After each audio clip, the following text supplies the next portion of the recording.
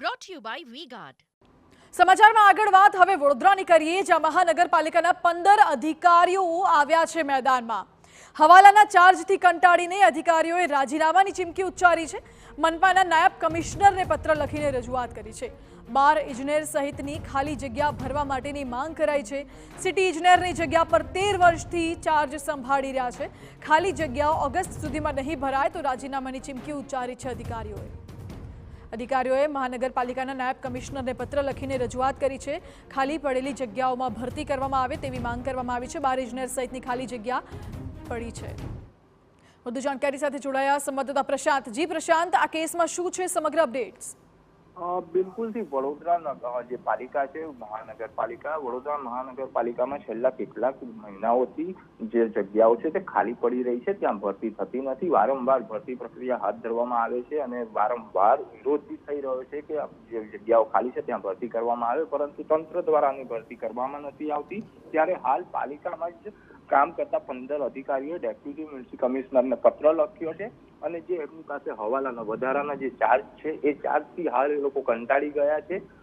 2 થી 3 ચાર્જ એક સાથે સંભાળવાના હોતા હોય છે, એટલે જે કામગીરી હોય છે કામગીરી યોગ્ય નથી થતી હોતી.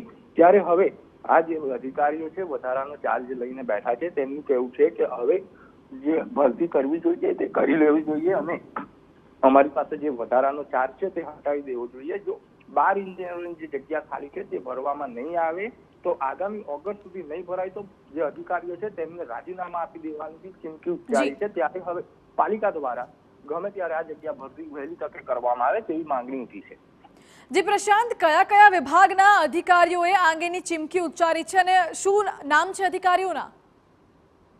બિલકુલથી હાલ જે પત્ર લખવામાં આવ્યો છે પત્રમાં નામનો ઉલ્લેખ કરવામાં આવ્યો નથી, પણ જે 15 અધિકારીઓ છે તેમને લખ્યું છે કે અમને વધારાનો જે ચાર્જ આપવામાં આવ્યો છે તે હટાવી દેવામાં આવે, જેનાથી અમારી કામગીરી થઈ નથી રહી. જે કામગીરી કરવી જોઈએ એ સારી રીતના થતી નથી. ત્યારે હવે આ ચાર્જ અમને છોડાવી દેવો જોઈએ અને ભરતી પ્રક્રિયા કરવી જોઈએ. હાલ અત્યારે 15 જે નામો છે તે સામે આવ્યા નથી, પણ પરંતુ લેટરની અંદર 15 અધિકારીઓના નામ નથી લખ્યા, પરંતુ આ પત્ર એક લખવામાં આવ્યો છે.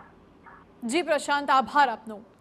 સિટી ઇજનેરની જગ્યા પર 13 વર્ષથી એક અધિકારી ચાર્જ સંભાળી રહ્યા છે. મહત્વનું છે કે જે જગ્યાઓ ખાલી છે તેમના ચાર્જ અન્ય અધિકારીઓને સોંપવામાં આવ્યા છે, જેથી તેમના ઉપર કામનું ભારણ વધી જાય છે તેવા દાવાઓ કરવામાં આવી રહ્યા છે. એટલે જ આ અધિકારીઓએ 15 અધિકારીઓ મેદાનમાં આવ્યા છે, જેમની પાસે વધારાના હવાલાના ચાર્જ છે એ જગ્યા ઉપર જે ખાલી જગ્યા છે ત્યાં ભરતી કરવામાં આવે અને એ ચાર્જ જે તે વિભાગના અધિકારીઓને સોંપવામાં આવે તેવી માંગ આ અધિકારીઓ દ્વારા કરવામાં આવી છે.